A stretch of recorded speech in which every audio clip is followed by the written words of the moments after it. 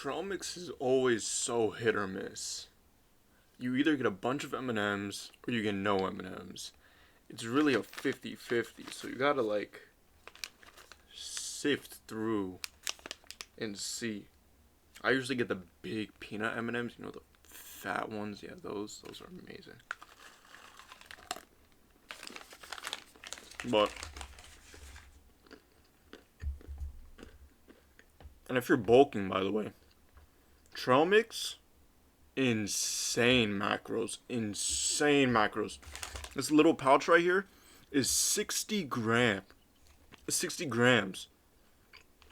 Serving size is 30 grams, is 160 calories. This little pack right here, 320 calories.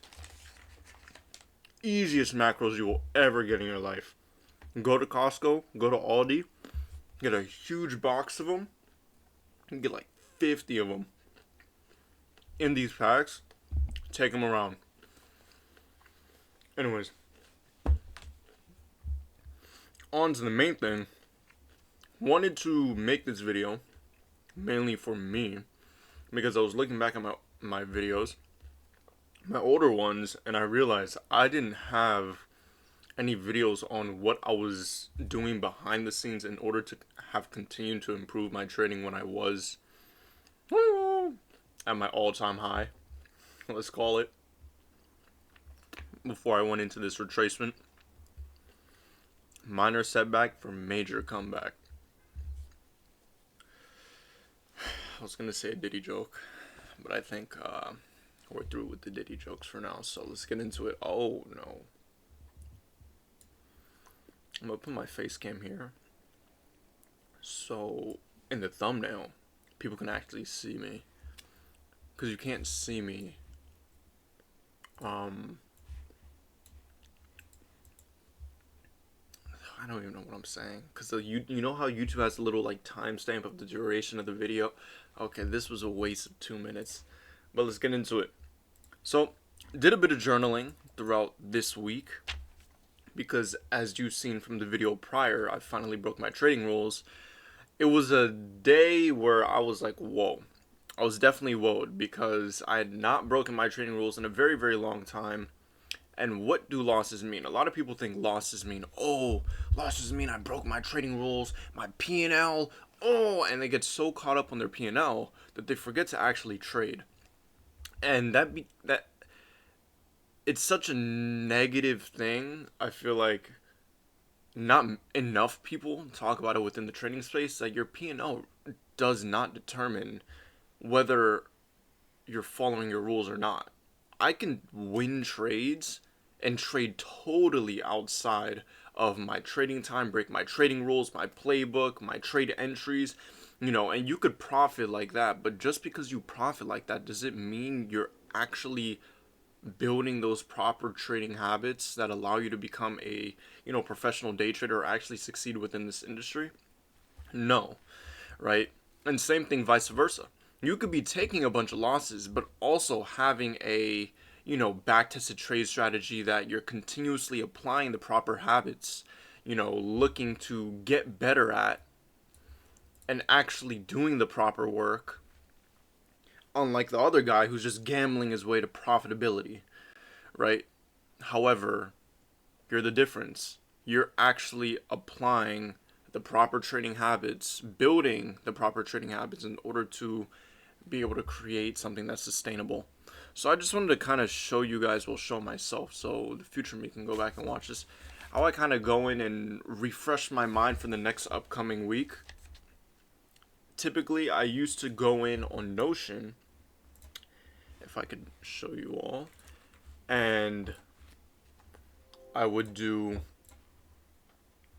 full trade recaps. It's a pretty old Notion. You can see right here, this was yesterday's loss that I really wanted to emphasize with me breaking my trading rules, because right there, when you get to that phase where you start breaking your trading rules, you don't want to continue to allow that to happen, because guess what? You went from allowing the good habits to compound to now switching it over, and the last thing you want to do is allow the bad habits to compound within your trading, because that that destroys all the progress you've built. And what we're trying to do day to day continuously is continue to apply those good habits. It doesn't matter if you pass $1 million in funded challenges or make 10 grand every single payout or blow, tens of thousands of dollars in challenges or get rug pulled by a prop firm. TFT. Sorry, that was yeah. Or get rug pulled by a prop firms, if you're not applying the proper trading habits. So let me show you guys what I did previously. That personally, me, I didn't really like. Way back when,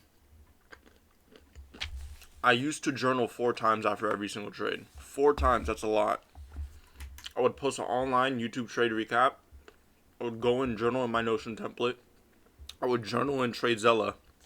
And then I would journal here in my notebook. Pen and paper. If you don't have one, get one. You need one.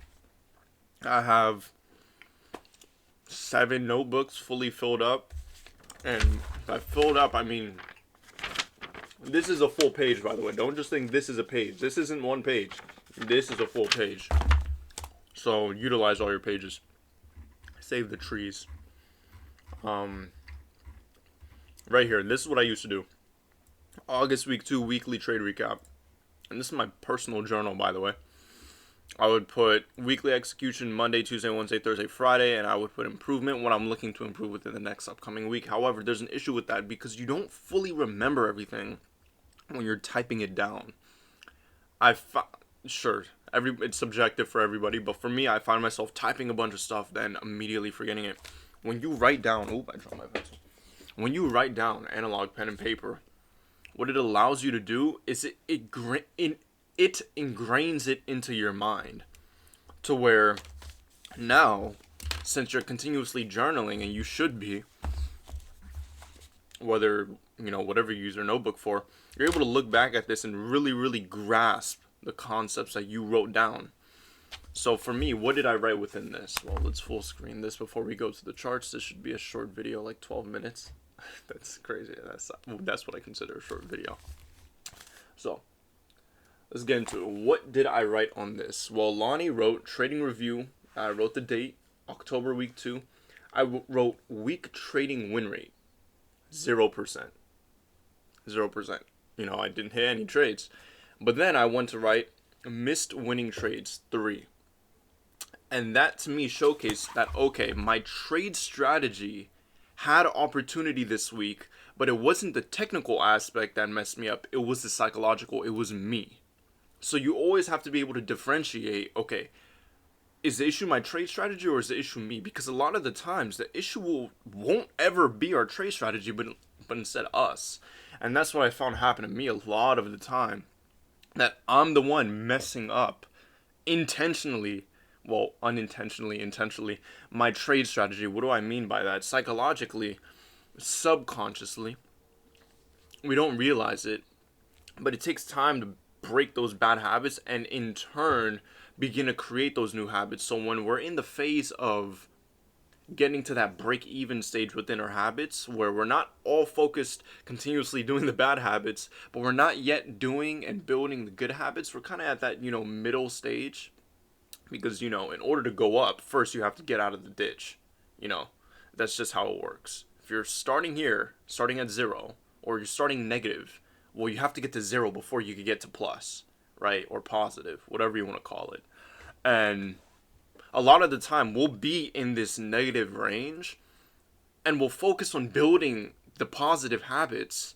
But the thing is, the issue is we haven't even gotten to break even. We haven't even gotten to 0 yet. So why are we focusing on getting to the positive habit? We need to focus on just cutting out the bad. And that's what I like about this, because it showcases that, okay, your strategy does work. So that's the positive aspect.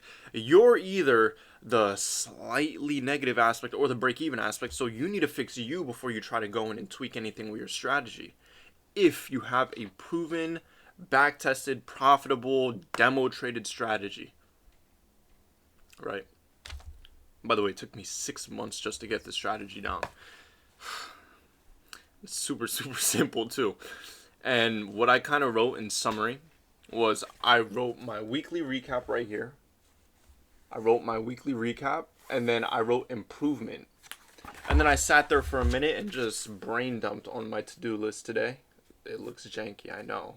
It looks like a funnel, like a sales funnel. You've ever seen sales funnels?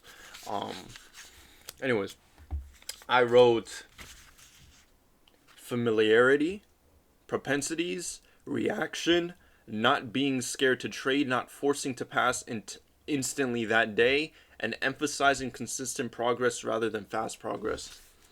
And the reason why I wrote these things, well, A, they were just the first things that came to mind. Okay, I lied. This video is going to be 15 minutes. I don't think anybody is going to watch this video. I wanted to make it a short video. Yikes. But it does have knowledge, so knowledge.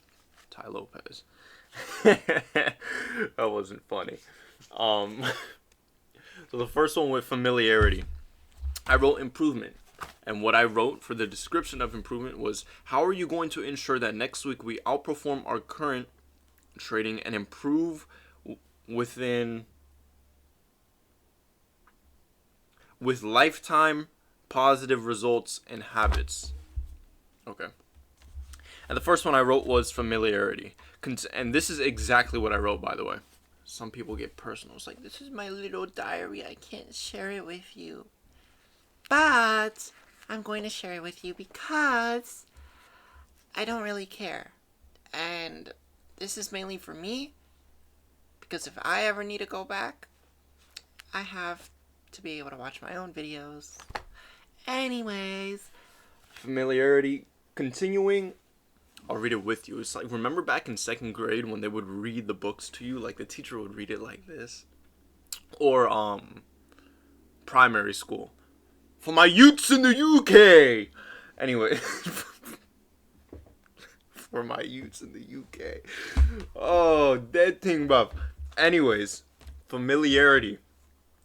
Continuing to become comfortable with all the ways we execute on backtesting, utilizing our entire tool belt to never miss a trade opportunity.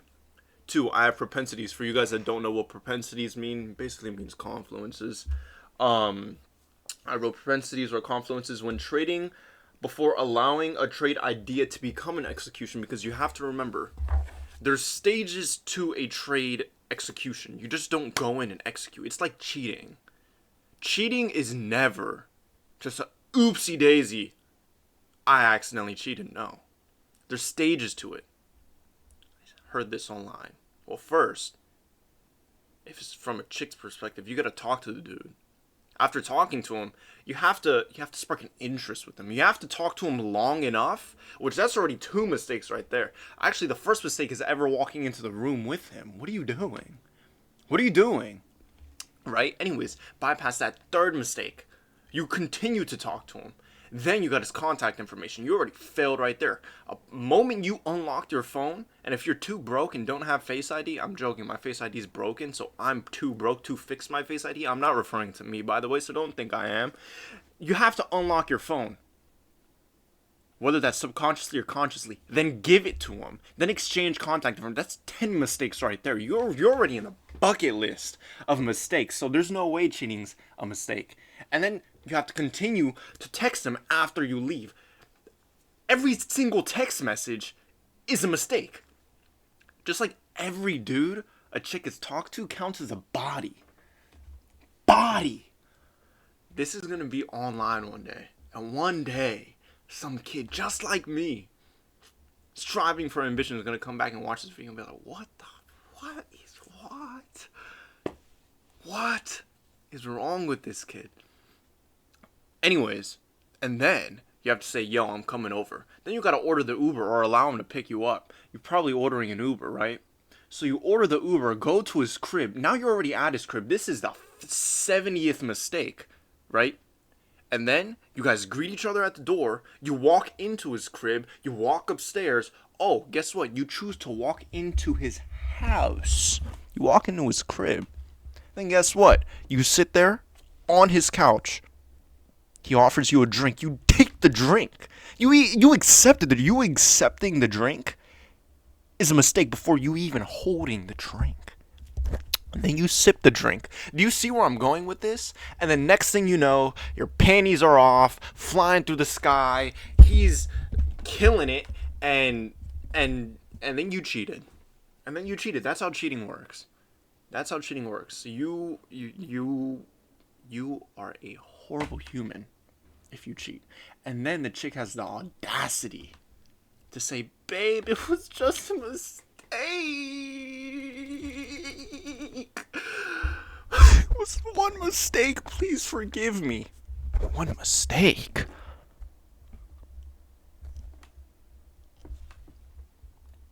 You left his crib asking for more. When he said, "Yo, it's time to go," you said no. What do you mean one mistake? One mistake? More like a million mistakes. Anyways, sorry, that was a tangent. That's for a different conversation. Should that even be posted on YouTube? Anyways, yeah, my content's definitely not made for kids. We have propensities. Allowing the confluences to stack up before the trade idea. So, but you see the correlation, right? You see the metaphor I was trying to showcase, because you don't just go from like, oh, I accidentally executed on a losing trade. No, like for me yesterday, it wasn't just I woke up and then executed on a losing trade. No, it was I woke up late. I actively chose to get on the chart. I failed at doing proper pre-market analysis, and you see where, and then eventually it gets to the point where it's like I'm confusing trade bias. I forced trade idea. I'm still confusing trade bias, and then I manually close the trade. Like, see, there's a timeline to it rather than just like, oh, I took a losing trade. Oh, I just cheated. No, it doesn't work like that, babes. Try again. Anyways, and then reaction. This is simple reacting to price action rather than continuously being focused on the risk reward of a trade. I find myself a lot of the time, I'm just so focused on the positive risk reward aspect. And that's with a lot of people. That's with everybody. You know, and it takes time to get rid of. Well, the only reason why I'm focused on that is because challenge trades, whatever. But even now, I'm still not focused on it. But it's nice to have a nice target in mind. You know, like, oh, I'm targeting a 1 to 4 R. Ooh, like it's nice. Brings a little like fuzzy feeling. You know. Basically just reacting to price action, not being so strict on the risk reward, but seeing what's probable instead. And then I put Wednesday's trade example, flipping the page. I have not being fearful to experiment. That goes hand in hand with propensities, allowing the confluences to align, and familiarity, so that you're comfortable executing on any trade idea that showcases. This also comes with some trade intuition, of just knowing your strategy, knowing what works when it works. This happened Monday on Columbus Day when I didn't execute on the sell setup to the downside because I didn't have my fair value gap, but instead had an inverse, but knew I should have executed because I had the proper trading intuition and the confluences backed behind it. And then second to last, do not try to pass faster than you are. For you guys that don't know, I have a bunch of accounts. I'm not saying that in like a cocky way. Like we don't know if we're gonna pass them, but I'm gonna ensure that we do. However, this week really showcased to me that I shouldn't be so focused on trying to pass in 1 week because I'm trying to change my environment or whatever the case is. But instead, you know, I'm doing everything in my power to pass as fast as possible. You have to understand that if you're someone like me, you go in on challenges, you know the money's fake because you're really only paying like $50 to $150 for 400 or $4,500 in drawdown, which isn't even real, by the way. Then you'll know that, well, you're really trading nothing. And with knowing that you're trading nothing, and you try to pass these challenges fast, because every trade you're really only risking $25 to $75 per trade idea if you're full porting it as much as you can, then you know that you're already doing everything in your power in order to pass quickly. You know, the one other thing you could do, which is a negative rather than a positive, is force a trade idea. Bro, you're doing everything in your power in order to pass your funded challenge quickly by risking the max amount of percent you can, just take the good trades, bro. Just take the good trades. Take the positive trades. Take the good trades that you know you should be taking, and don't overtrade. You like the human mind is so interesting, so interesting. So that was also one reminder that I really wrote for myself. I wrote I basically wrote everything I just told you guys. But yeah, you're already doing everything in your power in order to pass fast. I'm talking to myself right now. Thank you, Lonnie. Hope you're listening. Just focus on the proper A plus setups and the proper habits. Doesn't matter if you blow an account or two. If you keep following your playbook, your rules, you will pass, and then you'll continue to. And then once you get funded, by the way, you don't keep risking 50%. You fully de-risk and use your normal risk set parameters. Anyways, and then last thing, emphasizing consistent progress rather than fast progress. Basically, what I told you guys with the P&L, your P&L should not matter. You should be focusing on not throwing your profitable trade habits out the window. Don't throw your profitable trade habits out the window. Of course, you're going to have times where you overtrade, over risk, over leverage, you break your trading rules. That's normal. Papi, relax. That's normal. Don't freak out about it. I mainly titled that video the way I titled it in hopes that it would get views. It's not getting any views. But yeah, it's pretty self-explanatory, you know. Obviously, there's a few trade ideas throughout the week that I feel like, oh, kind of missed. But I missed those because of me, because I was blindsided, and that's why it's important to stay focused on continuing to apply the proper habits. So guess what you do next week? You break your habits one day, that's fine. Just don't break them another. Oh, you break them another? Okay, now you're kind of in the red, because why are you breaking your habits 2 days in a row? So that means something is happening. One day is good enough. You should be back on track the next day. But yeah, just wanted to have that little recap with myself, because I know nobody's going to watch this to the end. If somebody did and they went through that entire cheating segment, comment you know the emoji where the female's raising her hand? Oops. This emoji. Disregard my recent emojis. Mainly this emoji. You know what? Comment this emoji. You know what? No, don't comment that emoji. Comment.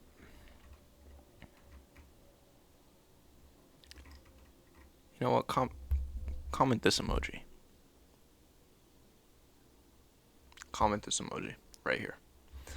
That's how I know you made it to the end. And if you did, I'll reply with this emoji.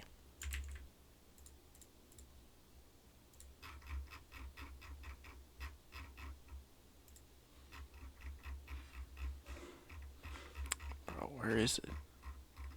How long is this video? I don't know, probably 24 minutes. Oh, you guys went through ICT and TJR's boot camp, acting like you can't go through mine. Bro, where's the water emoji?